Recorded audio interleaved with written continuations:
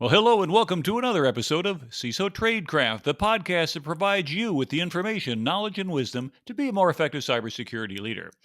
My name is G. Mark Hardy, and today we're going to explore how you can build an accepted cyber strategy that executives will appreciate. Well, let's start off by defining the word strategy. The Collins Dictionary gives a couple definitions. A strategy is a general plan or set of plans intended to achieve something, especially over a long period. Okay. And strategy is the art of planning the best way to gain an advantage or achieve success, especially in war. Well, okay, what can we learn from these two definitions? Basically, strategy equals planning to obtain better outcome. And therefore, if we're not planning, then that means we really haven't built a strategy. It's like the old phrase that goes, if you fail to plan, you plan to fail. So, what are the things that we plan about? Michael D. Watkins wrote an article for the Harvard Business Review, and he demystifies strategy in talks about it and saying, think about it in these four questions. Who is our first question? Essentially, we need to know who our customers are, and so we can create value for them. And this question is generally answered by the marketing team through the creation of customer profiles. So therefore, that's not really strategy. He goes on to say, what is our second question? Starting to sound like who's on first, right? We need to know that we're going to achieve something. And so, what is it that we're going to achieve? To address this question, executives will create mission statements and goals for the organizations. And these items might be broken into objectives and key results and things such as that. So, the what question, though, isn't about strategy either because it focuses on creating effectiveness and efficiencies in our programs and projects. Okay, Watkins says why is our third question. And we need to know why employees are going to be motivated to do the work. And we can find out why for the organization by looking at vision statements for the company and tying incentives into things that motivate others. Now, note it's usually a form of rewards or ideology or coercion or ego. But the main point here is that, well, why still isn't the strategy question to focus on? Well, we're running out here. So that leaves us with the fourth question from Watkins, the how question. How should resources be allocated to accomplish the mission? And that is a strategic question that we need to answer, and we have to tackle that. So let's dive in. For most companies, the mission of the organization is to create long term profitable growth. And if we want focus on long term growth, we need to first understand how the company makes money. And to do that, let's take a look at the financial statements. For example, you could look at year end financials and any publicly traded company. And within those statements, you'll see information about where sales and revenue are derived from. You can look at P&L, profits and losses by business segments. And you might find, for example, that the credit card division makes 80% of the profits of the entire bank. And now you know to dedicate time with that business segment if you want cyber to be relevant to protecting corporate revenues. And as you look deeper, you should ask yourself what are the critical business processes and IT systems that support the credit card division? Now, once you find out those critical systems and processes, you then need to go ask the business owners what their strategic objectives are, what tactical issues make it difficult for them to work, and what is the current business environment that they face. Once you understand the business perspective, you can design a future state of what their system should look like. Essentially, you know, your executives want something to be cheaper, faster, and better, but you kind of need a clear definition of what it means to be done. And that way you can avoid building the wrong thing. Once you've created a desired future state document, you should perform a gap analysis to show the work that needs to be done from where you are now to where it is you want to achieve. You create a list of activities to perform, and this list should show each activity and the resources required. Resources could be people, technology, time, and money. The end result is you produce a list of perhaps 30 things that you can show the executive team. And essentially say, here is a realm of possibility for us in the next 12 months. And you can then point out that you've been allocated enough resources to implement the top 20 items on the list. And based on various stakeholder interviews, we think that this is the list which is most important to the organization. And you ask the senior executives team, do you concur with how we prioritize this current list? Or do we need to move certain items higher or lower? But remember, anything below that cut line, that's number 21 to 30, is not going to get done in the next 12 months, given our current resource constraints. Are we okay with that? Because if not, we either need to add additional resources or we have to accept the risk of things not getting done. And if you do things like that, you can create an effective dialogue that executives can participate in to champion security.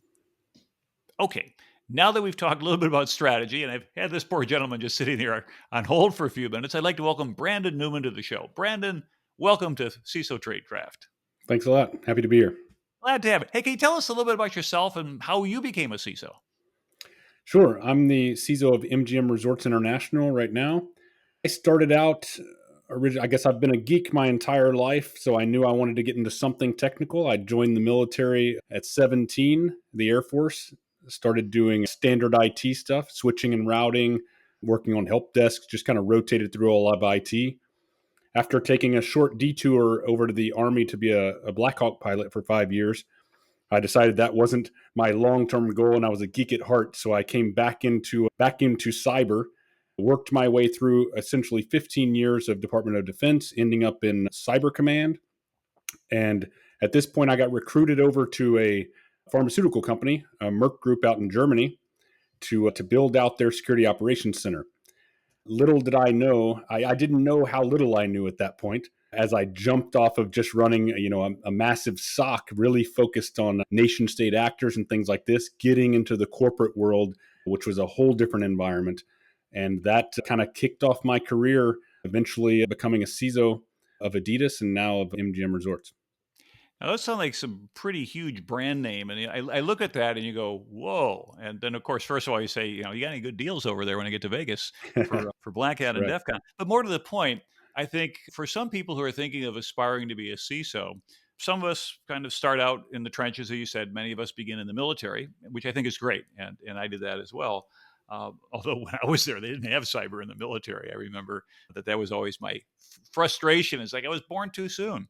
In any case, when you were able to go ahead and move up to those bigger jobs, was that your idea? Or did they recruit you? I mean, to me, well, I think a lot of people, they get a little bit intimidated. They go like, whoa, MGM Resorts or something like that.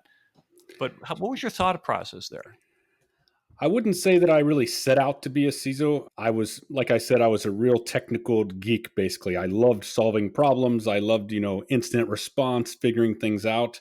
So it kind of fell in my lap. It's one of these deals where the expert that's doing the best job just gets promoted to the manager. And then next thing you know, I'm a VP under the CISO figuring things out. And then I think about that time when I was in leadership one level below the CISO, I said, I want to be the guy making the decisions one day. So you think maybe you disagree with a few ways that things are going, and you say, I think I could do that job fairly well and give it a go. And here you are. So congratulations, and of course, enjoying the ride. That's right. So a little bit earlier, we talked about strategy, and it's all about the how. And so, how do we take the resources of a company, whether it's a publicly traded company or even a government entity or military or a nonprofit, and then accomplish the mission? Can you tell us about your approach toward building an accepted cyber strategy? Well, it starts with just learning the business. So every company that I've worked for, including the military, so the military, pharma, retail, and now hospitality, entertainment, each one of those has been completely unique. There are, of course, some foundational items that are the same across all companies. But if you really want to get beyond just the very basics in cybersecurity and build an effective strategy, the first step in my mind is learning the company inside and out.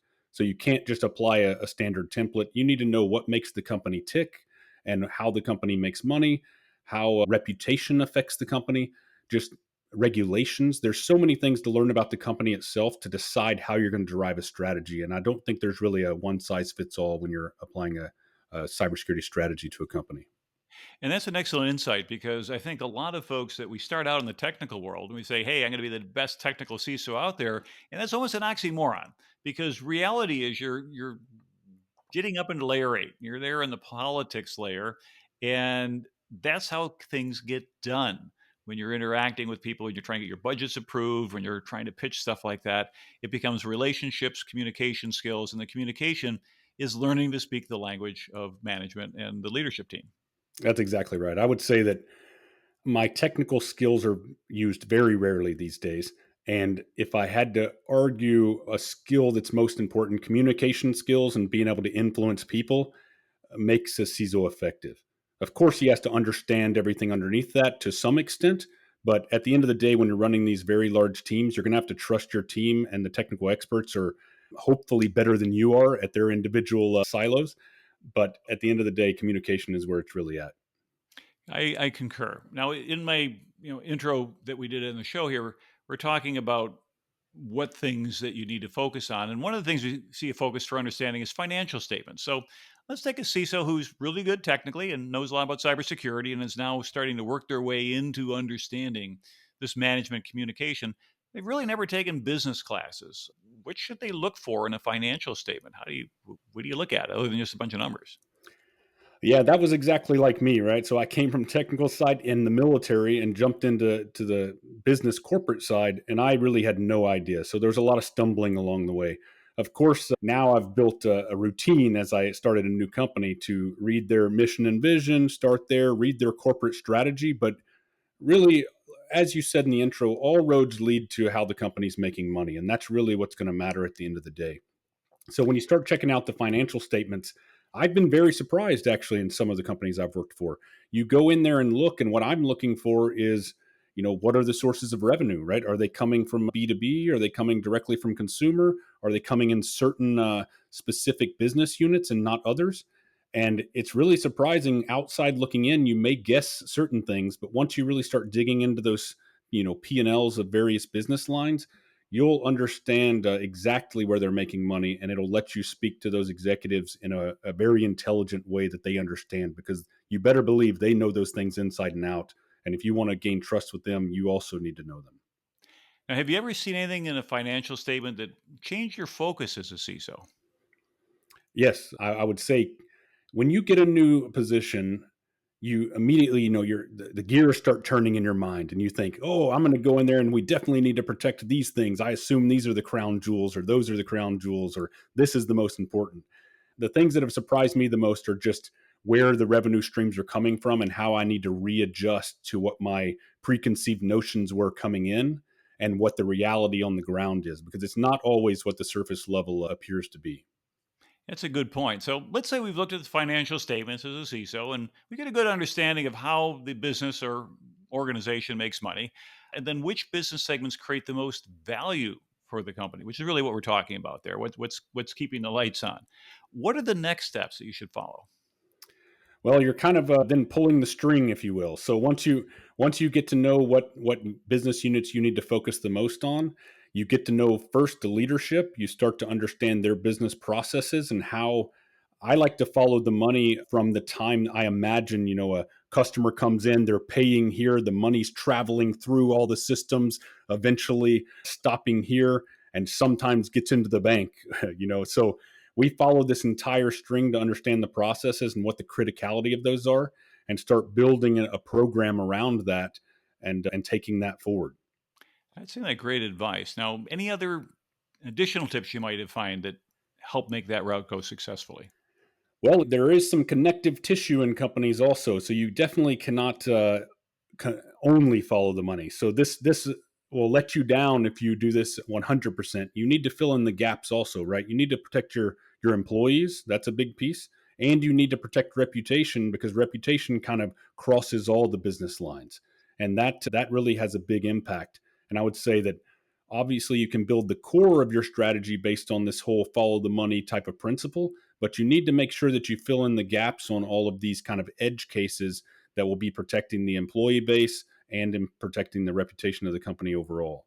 Yeah, you've mentioned reputation a couple times, and I think that's very important because reputational risk is separate and distinct from financial risk, although ultimately that can pour itself into financial risk. If we think about companies that have had very bad publicity or something's gone horribly wrong, we realize that that doesn't make you want to ban.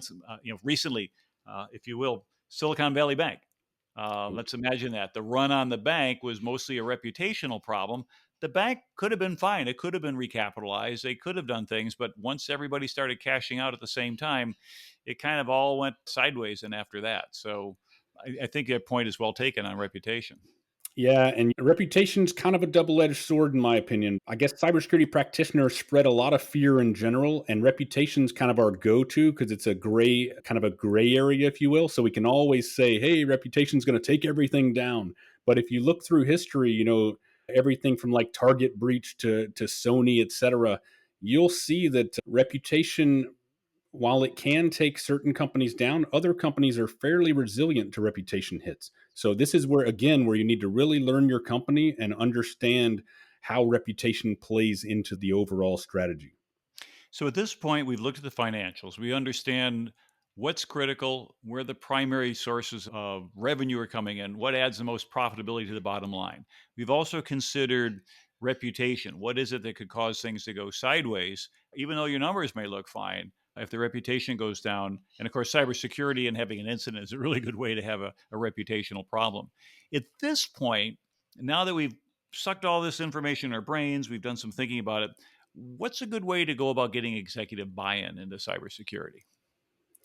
Well, this changes also company to company, but generally speaking, you have to find a way to build trust with these executives. You show them that you understand the company, and we already covered that. You need to really know the mission, know the vision, know the financials. Once you start talking in their language and building trust, this is the best way to actually get your objectives done.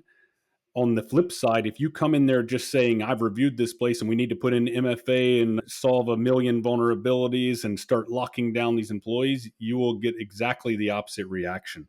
So go in there with an open mind and try to build trust with these guys, and you're explain that you're there to help and you're there to hopefully even drive profit one day through differentiation to your competition.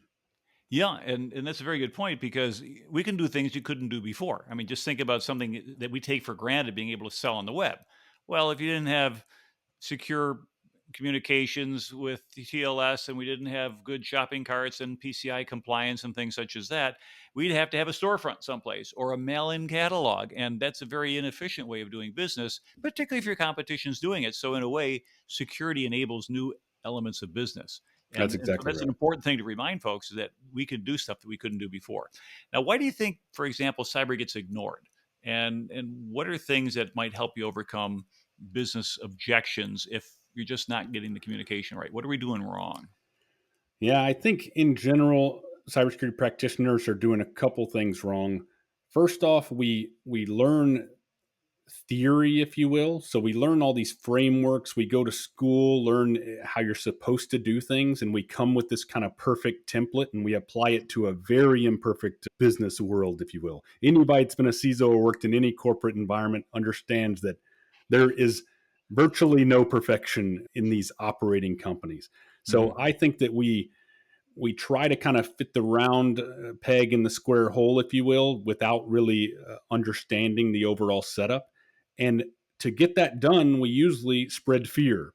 So these two things together, I'm coming in telling people this template must be here. And if you don't do it, everything's going to be completely destroyed. And last time I checked, these companies been operating a very long time and they've been making money before we came. Do they need us? Of course. And can we make a lot of value? Yes. However, we can't go in there thinking that we know it all and these people are oblivious to managing risk. Yeah, and you mentioned fear. Of course, it's the fear, uncertainty, and doubt, or the FUD that we used to talk about. And I remember back, well, in the '80s, that was kind of how we sold security because we hadn't really figured out a good business approach. And so you come in here and if you don't do this, everything horrible will happen. Okay, your CC mail server will go down, your fax machines will stop working, whatever it happened to be back then. But what we found out, and this is my observation, is that although you could increase the FUD, the executives had an antidote for it, and it was denial. Oh, this could go wrong. Yeah, but not in our industry. Well, this it happened over in our industry. Yeah, but not in our state, in our company, and things like that. And I liken executives confronting FUD on cybersecurity to teenagers confronting the dangers of drunk driving. Well, can't happen to me. I'm 16 years old. I live forever. Well, yeah, but it's the leading cause of death, accidents under age. Yeah, but not here, not me. Until it does happen to somebody you know, Right. and you unfortunately, a lot of organizations and a lot of executives tend to be reactive. They have to wait for something to go horribly wrong because you end up with these awkward discussions when someone wants to be that way. They say, well, Brandon, last year I gave you $1 million for cybersecurity and nothing happened. Why should we give you more money? Because nothing happened. That's a good thing. Right. But how do we articulate a response to something like that a little bit more meaningfully so they realize that, yeah, these investments are working. Yeah, cost avoidance is a very hard thing to argue in almost all business cases. You can argue as much as you want, but there's no real ROI to actually measure. There's the absence of something, right? Mhm. The absence of something super hard to measure. I like to, wherever possible, to our earlier point of competitive advantage and things like this, wherever possible, I like to mix in highest percentages I can of enabling functions in the company. So, say for example, you're going passwordless.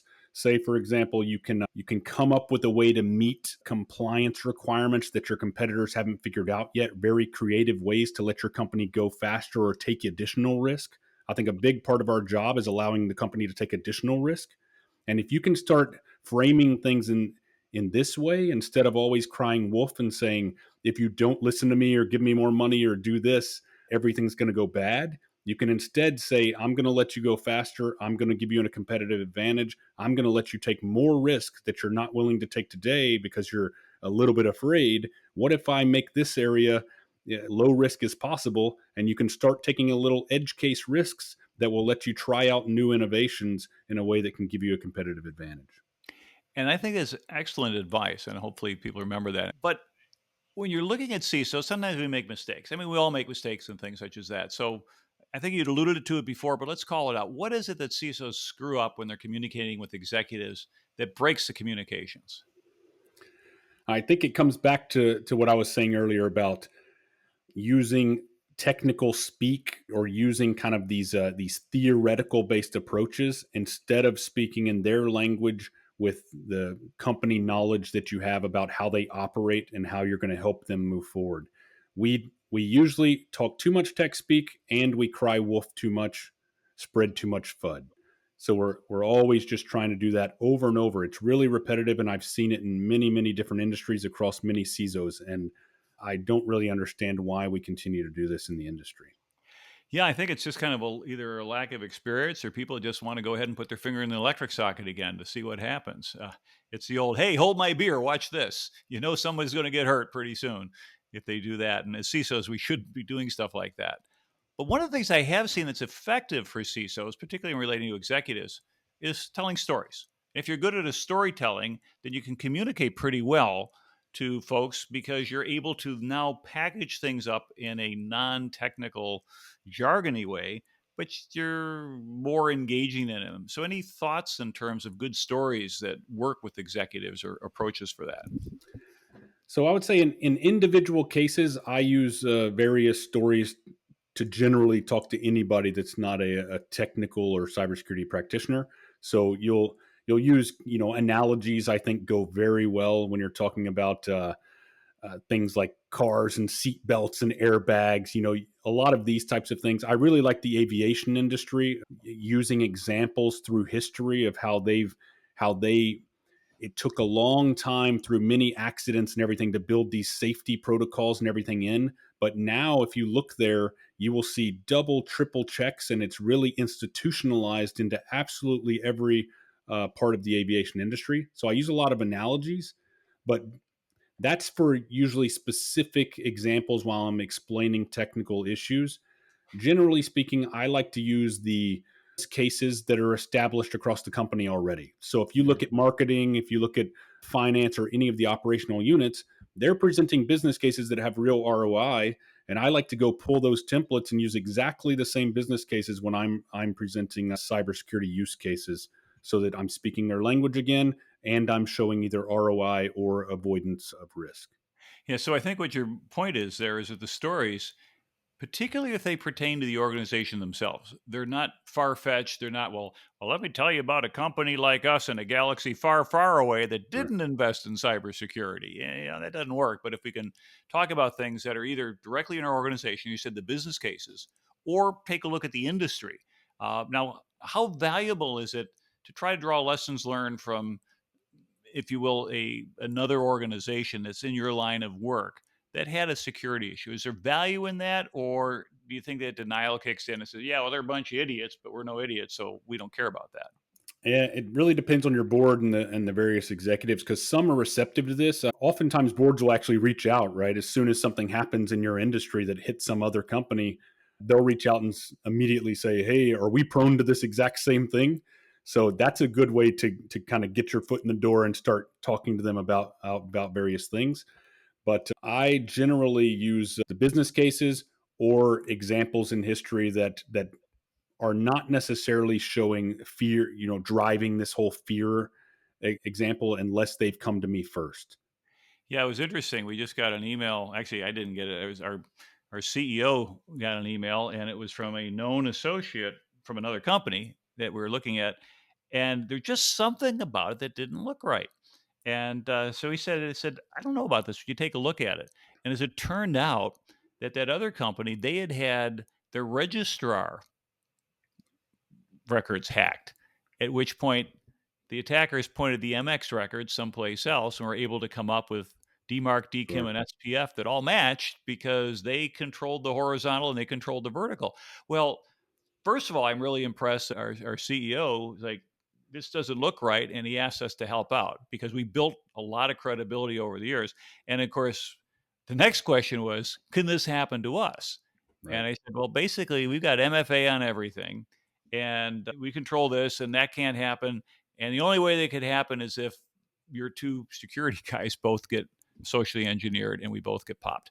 And he said, I feel good about that because we built that confidence. So, in fact, I even forgot in that explanation when I was talking about MX records and things like that, that the CEO was actually on the CC list. But he responded back to that and he said, great. So, the explanations you give, even if they're technical, they could be written in a way where they're not so geeky that is the kind of the joke goes, it's so simple even an executive could understand it. And it's we are in the executive suite, so we have to represent that these are our peers and things like that. Now that's great for the storytelling and communicating, and I absolutely agree with you there. But how about on the other side, practicing good listening skills? Because obviously we need to ask questions of the executives to make sure that they can voice their concerns, and if they can champion our goals and things like that, that's even more likely that we're going to be successful. But are there any questions that you find that are helpful to bring up a thoughtful discussions with business executives? I think you'd be very surprised at how much insight you can get from just listening to the various executives across the company. So many CISOs, for one, just don't get around enough. So, especially in very large companies, they'll get so inundated with all these new problems that they inherit and start trying to fix all the technical issues and processes, et cetera, that they don't really get out enough, if you will. So that's the first thing. Definitely get out, spread among all the executives, get to know them. But when you're talking to them, don't don't just come to them with I'm going to do this and I'm going to do that and I'm here to help you. Really give them open-ended questions. I'm amazed at what I learn when I go to people that have worked in the company for a very long time and I say, I'm here to help. From your perspective, what would you say the biggest issues are for cybersecurity in the company? What's the data that's most important to you? What do you think drives this company? And they will come up with insights that are very, very interesting about things they've learned over working in the company for a very long time, or areas that you didn't get from reviewing the mission statement, the financial statements, and everything so far. And it's really insightful, I would say. Yeah, there's a lot that's in writing, but there's a lot of what we used to call tribal custom. I don't know if you're still allowed to use that term anymore, but it basically means unwritten rules where it's not part of any formality, but it definitely happens. And if you come in to a C suite, let's say you've worked your way up, or even come in and hire from the outside, it's the matters you said of figuring out where the money's coming from, what is the money making elements? Where's the reputation risks that are out there? How do we protect that? How do we go ahead and engage with the executives to allow them to explain their concerns, their perception of risk? Because at the end of the day, I like to say, and I've said this more than once, our job as cybersecurity leaders is to ensure that our executives make informed, risk based decisions. It doesn't mean they have to agree with us. And they could still say, yeah, I want to drive around at 90 miles an hour on the ice with no seatbelt. And you could say, well, you're risk informed and you know that that's a bad idea. But at the same time, I think you'll find out that if you can articulate the position of why this is not good for the organization, utilize the stories, as you had said, pick something that you know that other people can relate to. I'm a private pilot. I didn't fly rotary, but I did fly fixed wing. So I understand everything there is on checklists. In fact, there's a great book back here somewhere called The Checklist Manifesto, where a guy, if you hadn't read it, the guy looked at it and he started there, but he looked at medical procedures and hospitals that started using checklists actually decreased their mortality because things didn't get forgotten. Now, every time you go out and pre-flight an aircraft and you hop in the cockpit, you don't just, oh yeah, I've been doing this 100 times, I remember it. You take out the checklist. You've been doing it for Right. 50 years, you take out the checklist. And so for us as security executives, what we're doing is we're sort of building our own checklist, how to go ahead, get our budgets, how to go ahead and understand risk, how to get champions out there. In fact, how is a good way to identify somebody who might be able to bat above where you are in terms of political influence to become your champion and help you push? Any insights on that? I think it goes back to building the trust in a way that you enable them to do something. So when I go find, for example, a property president somewhere in my company today, if I solve a problem for them, or I take better even, I take one of those insights from the very first time I met them where they've observed something and I go fix it and come back, circle back to them and say, hey, that one thing that you said when we met was X. And we went and implemented this thing to make your life a lot easier. Once you can get that trust built by enabling them on some topic, then they will become a champion for life in my experience because they say, hey, this person came in, put their money where their mouth was, really delivered for me. And I think that their quality and I will champion them from here on out. And that So goes a very long way.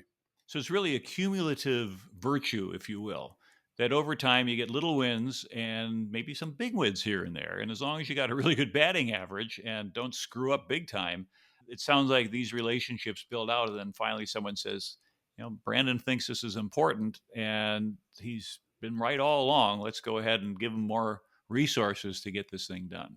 Yeah, and save your cards for when it really matters. I mean, when you start crying wolf all the time, they're not going to listen to you, right? So I really only have few times in a year that I'll ever raise a flag that's significant enough to go up to the C-suite, for example. Right. Solve the things you can, don't overestimate risks, and really save the times that you're going to actually ask for something that's very significant because then they'll listen. That's a good point. Now, with respect to references and things, are there any books or classes or conferences or forums that you could recommend that CISOs leverage to learn more about either building a strategy or being able to do effective influence? Sure. So I read a lot of books in cyber. I listen to a lot of podcasts like this one, for example, and I go to whatever conferences my schedule allow during the year. I don't want to particularly plug individual ones because I know I'll miss some very good ones. But my favorite thing is building a network of trusted CISOs, either in your local area or virtually, that you can kind of have this place that is not inside of your company. There's no kind of backlash for what you say in there and such, where you can really start talking about everything from strategies to issues you're having where you're running up against resistance in your company or even technologies. That's really my favorite is to get into one of these Slack groups or CISO networks that you can just toss ideas around and just be completely informal with this group that thinks a lot like you and has a lot of the same things that keep them up at night. That's where I really get a lot of insight. And then you don't have to listen to all the podcasts. You can just listen to half of them and get the rest from that group as you're tossing ideas around. Yeah, or depending upon the cadence and the diction of the podcaster, you can sometimes play a 2x and not miss anything. Oh, that's And right. so that's one of the things I've tried over time is to make my cadence such that if you could play this at 1.5 or 2x, you can still understand all of it. And that's a tough challenge, but it can be done. And so far, so good. There's a couple other podcasts I listen to at 1.5 or 1.75. And I know my partner here, he listens to everything at 2x. And so he consumes a vast amount of podcasts every week. So it becomes a huge, huge wealth of knowledge. And it's like, where do you learn all these things? He says, well, the more you expose yourself to learning, the better you're going to do. And again, it comes back to what I've put out over 20 years ago, and you probably heard it, maybe not. G. Mark's law: half what you know about security will be obsolete in 18 months because the rate of change is just so fast. And for anybody who wants to get into cybersecurity and do well, they have to be able to do that. But for CISOs, particularly if you want to be a world class CISO, there's some things other than just grinding it out or being good or understanding the finances or the politics or whatever. Is there anything that you think of as like a secret sauce to becoming a world class CISO? I think that being pragmatic is the number one thing that CISOs can do. So have a personality that makes you a real person in the company that they actually want to talk to and know, and Hmm. be pragmatic about what's going on. So again, don't take it on full theory. Don't come just with your controls and say, I'm my job here is to put in all these controls at the company. Come in there, understand the company, and just like you said earlier, our job's not to protect the company. Our job is to educate the leaders of the company in yet another subject that they have many, many that they need to be educated on so that they can make intelligent risk decisions. And I think that's great way to kind of summarize things. Are any other departing thoughts that you'd like to share? No. Yeah, I mean, I think Sorry. we covered a lot of ground. This has been awesome, and so yeah, I know also probably getting tired too. It's late in the day, but Brandon, I can't thank you enough for coming on the show, and thank you for sharing your thoughts, your insights, and your words of wisdom on CISO Tradecraft. Thanks for having me. And for our listeners, we appreciate you spending your time with our show this week. And if you enjoyed our show, if you can, give us a 5-star review and make sure you subscribe to the podcast. Now, if you like video formats, try our YouTube page and please follow us there. We're trying to get our followers up. And if you like to see our smiling faces, you can do YouTube or just turn on the volume. But in addition to the podcast, we're trying to reach you as many ways as we can. And if you'd like to get into the discussion, follow us on LinkedIn and get some comments there. We put a lot more out there than just the podcast. This is your co-host, G. Mark Hardy. Thank you for very much for being a part of CISO Tradecraft this week. And until next time, stay safe out there.